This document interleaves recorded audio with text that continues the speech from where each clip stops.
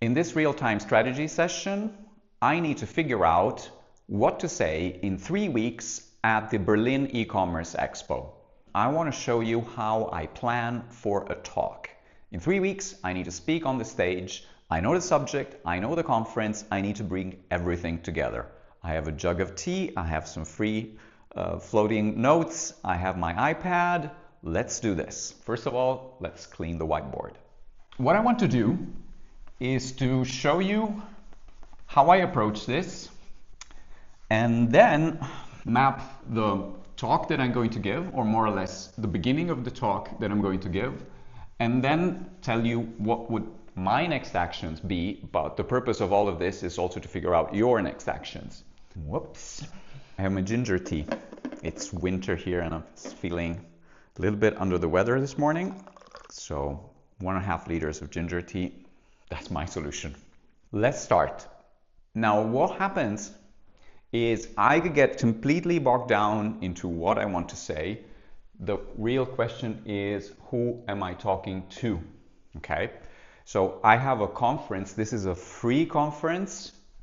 So there's going to be a lot of people. So 10K peeps plus. And the topic is e-commerce. Now, who is going to be at an e-commerce conference? Well, first of all, we're going to have a lot of founders. We're going to have a lot of product people figuring out carts, figuring out things. We're going to have a lot of logistics, ops people. Okay, people that are in the field, people that are trying to figure out how can we get our wares quicker. We are going to have a lot of marketers. Yes, it's a conference, so there's going to be a lot of marketers. Now, who else is going to be there? Let's ask our AI underlords and let's see what they say to this. Besides founders, product managers, operation managers, and marketers, who's likely to attend an e-commerce conference in Europe? In addition to founders, product managers, operations managers, and marketers, you might also find UX UI designers, data analysts, customer support specialists, business development professionals, logistics and supply chain experts, investors and venture capitalists, legal and compliance professionals. It's a diverse group reflecting the various aspects of running a successful e-commerce business. So I'm going to capture for this designers and customer service. I think the other ones are kind of captured already in my list. Am I missing anything? That sounds like a solid list. If you're focusing on designers and customer service professionals, you should be well covered. Let me know if there's anything else you'd like to add. Always trying to please us. Am I forgetting anything? UX, UI designers, data analysts. Yeah, data people. Yeah, software people. I forgot. Data, software. Now I need to consider these people. I'm not going to make everybody happy in this list. It's impossible. So it's impossible to do something that will please the IT professional, the customer service, the logistics, and the marketers and the founders at the same time. But it's a rough idea. Now, there's another thing that we need to consider, that this is not a conference about e-commerce. It's a conference about e-commerce in February of 2025. So there's things happening in e-commerce. And I have my notes from my call with the organizers. And let's see what they say. Times are tough. Let's capture this. So let's say, when is this happening? Tough times. Consumers are changing. What else did they tell me? China. China is happening to everyone. Okay. Consumers are more price sensitive. So we're moving from search to discovery. And we're late to the party. China is already there. So there's a new paradigm. E-commerce is entertainment. Okay, I'm not doing this because it's a talk at an e-commerce conference. I need to touch on all these things, but this is a scenario I'm working with, and I want to know that when I ask a question to the audience, maybe I can ask them some rhetorical questions like, is there anything changing in e-commerce right now? And people will know that I feel their pain. And I think this is important for me to understand their context before. But I don't want to, these are not things that I want to check. I don't want to check, oh, I'm satisfying everybody here, and I don't want to check, oh, am I talking about tough times, consumer behavior changing? It's not about that. It's more like, how do I address the existing situation? Profitability, scalability, kind of the worries, other worries, AI, buzz to application. So how do we get to from the buzz phase to the actual adoption curve? You can still stand out. There is space to stand out. I mean, if I had to say it in one word is, well, this is horrible. Anyway, if I have to say it in one word, there's a lot of disruption here. And the disruption happens through innovation, through technology, and so on. So I'm going in a space where there's a lot of different personalities and there's a lot going on. There's a lot of disruption going on. Now, the talk is going to be the one that they kind of booked from me, which is called Confidence Unleashed here. There we go. Confidence Unleashed. Leaders look for confidence in all the wrong places. Let's fix that. And it's a talk on leadership. So the main topic of my talk is, let's say, leaders and the relationship with confidence. This is the most important things. And yeah, this is the description. I will flash it on screen for you right now, the description. But to me, it's pretty clear that they have a situation where there's disruption, there is uncertainty, and this talk is about dealing with uncertainty. Okay, so this is what I can do for them. My service to them is to help them to deal with uncertainty. Now we need to build the actual talk. Now I will link up here a video. In that video I explain my process, my storytelling process, my talks process. I'm not gonna repeat it here.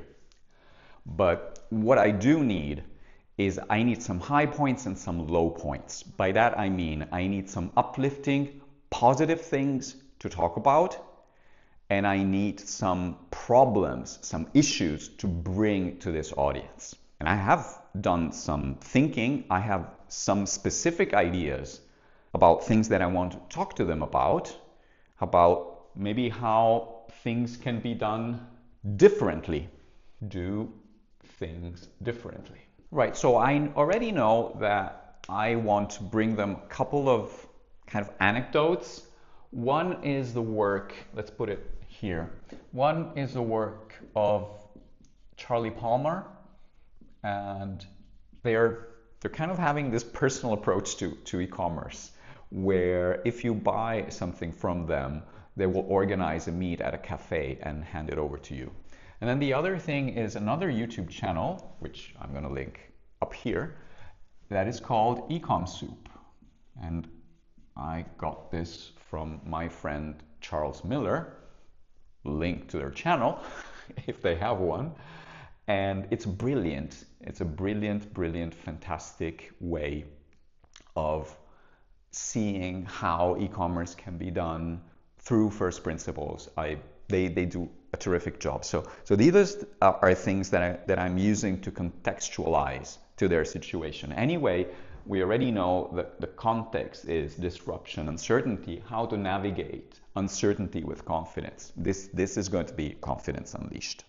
Now, another thing that I know that I want to do is that I want to give them this way of seeing confidence. And the best way that I know to explain it is that there is, on one end, there is insecurity. And on the other hand, there is overconfidence. And you want to be here. Now, my talk, this is another important thing. My talk happens at 16:45, okay? And it's the last talk. So I can reference what happens after the talk. And the way that I want to explain this is that a confident person would invite everybody and say, well, why don't you join me for a beer? An overconfident person would order beers for everyone, not knowing if somebody drinks or doesn't drink. And an insecure person would say, I'd really love a beer, but I don't know about everybody else. Okay? And so to demonstrate what do I mean by confident, and then I want to reframe it as vulnerable. Because if you think about it, in this continuum, in the case of insecurity, I don't have any empathy towards myself. So my empathy is minus, and I only have empathy towards everybody else. What will they think? Okay. Instead, when I'm overconfident, I have only empathy over myself, and I don't have any empathy for anybody else. Okay, I want a beer, therefore everybody else wants a beer. Everybody drinks, whoever doesn't drink is a loser.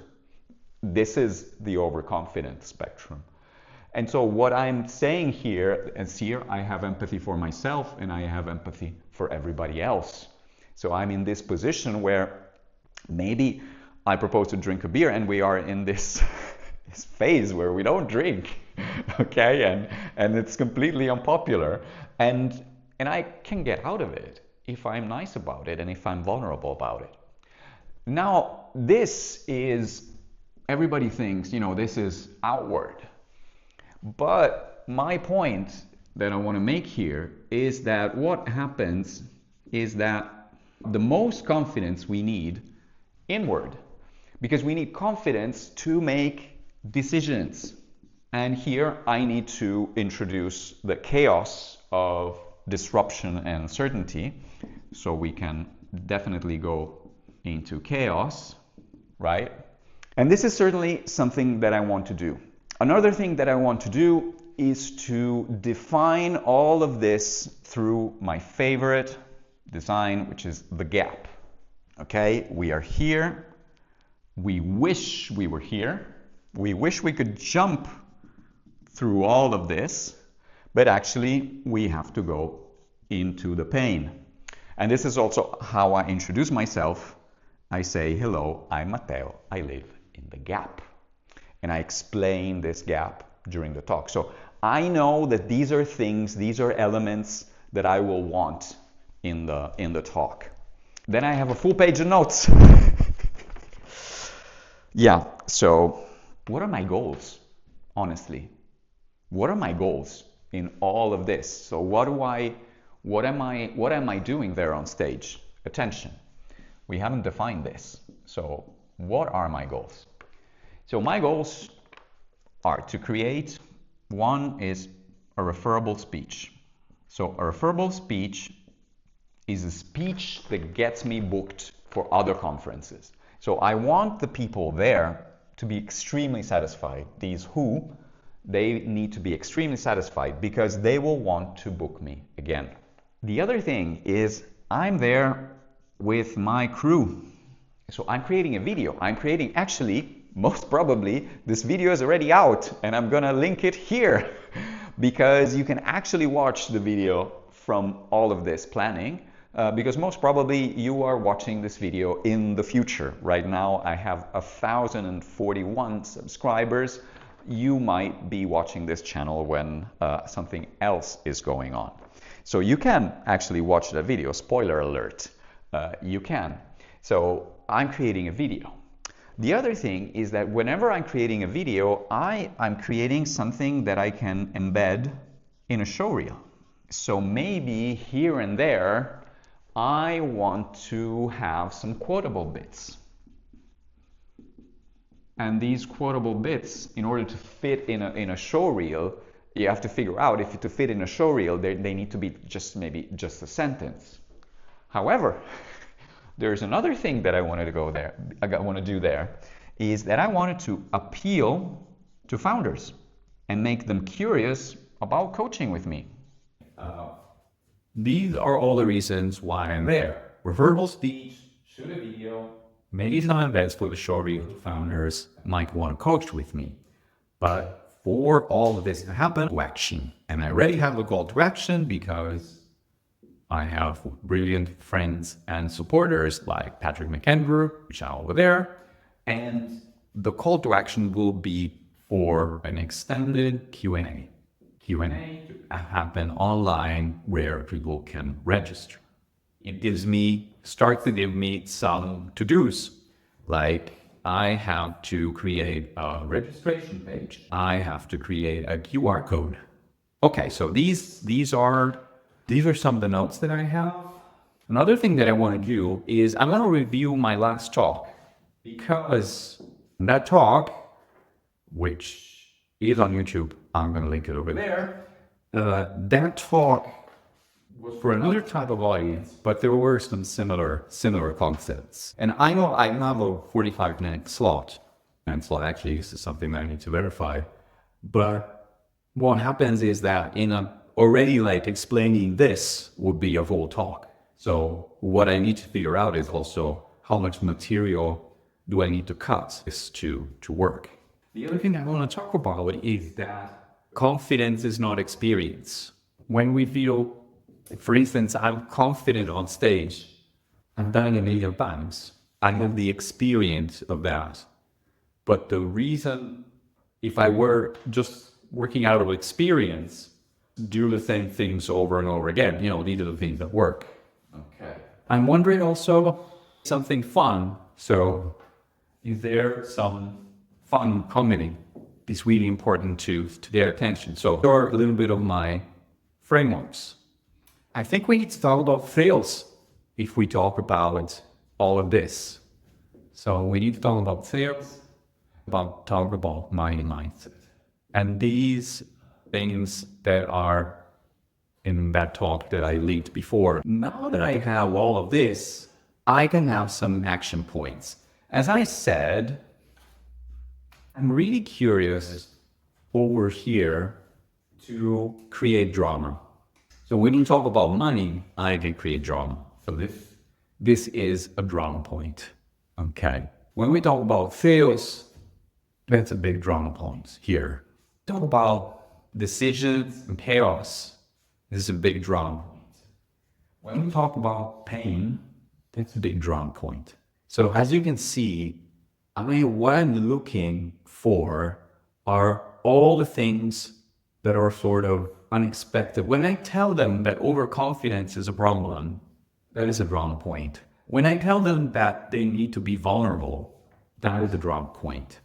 I need enough drama points. I need some uplifting stories. I need something to tell them, hey, well, these are tough times. Consumers are changing behavior. We're going from search to discovery. Commerce is becoming entertainment. Your boss is obsessed, or you're obsessed with profitability, scalability. And I need to tell them that if they adopt this posture, they will start to find solutions. And so this brings me to also looking for what's the big idea? Okay. What is the big idea of this talk? Because the big idea is the ending. Okay. So if I know the end, so these are the drama points. If you've seen my other video, you will know that what I want for every talk. There you go. What I want for every talk is to have these drama points where I say, oh, I'd like to go here, but actually there's a problem. And I like to go here, but actually there's a problem. But I like to go here, but actually there's a problem. And so on and so forth. And I want to give them as many problems to chew on. But then I need to end. And I want to always end on an uplifting note. And here's where the big idea starts playing a role. And I have all of these X's are the things that I underline here in red. So all of these that are in red parentheses are all of the X's. I'm kind of missing the ABC, and I'm kind of, right now, I completely missing the sequence, like where do I go from here to having a complete talk. However, if we zoom out together, who we're talking to, why are we talking to them, when are we talking to them? What's happening for them? At what time are we talking to them? Because this matters. So when the organizers put you at the end, they know that you're gonna bring the energy up. And so one of my jobs is to keep the energy. Then what do I want to do? So I'm appeal to founders and create a referable speech. And this speech is about leadership, confidence, dealing with uncertainty, and doing things differently. And I want to give them a little bit of a broad brushstrokes of what it means to reframe confidence into something that happens from the inside out, and give them something useful for them to deal with the decisions and the chaos that they have here. What I'm missing is a sequence. And what I'm missing is actually an ending. Most probably the ending will be this. It all happens inside. We think the confidence is on the outside. It's actually coming from the inside. So most probably this is going to be the ending. But the work that I now need to do, and I'm going to do this work a little bit in the background, because now I actually need to sit with this and continue collecting all of my ideas on this. But I'm going to make some space over here. I'm going to photograph this, make some space over here so that I can start actioning this. So I want to review a previous talk, and this is a really great way to start working on, is to review a video of a talk. I need some, technical things like creating this registration for the call to action. But I think that over here I have all of the ingredients for the talk. Let me know if this was useful. If you like this kind of video, give me some feedback. Obviously, if the video of the e-commerce talk is available, go have a look. What happened? How did I solve all of these problems? Was I able to give them all of this framework?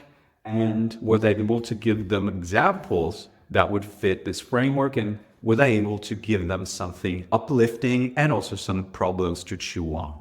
As always, please really just send me an email. Obviously, subscribe to the channel, like the video, comment, etc. But even let's go off platform. Let's just make this a interactive thing. If you go on my website, matteoc.com, I'm sure you're going to find my email somewhere. See you in the next one. Thank you.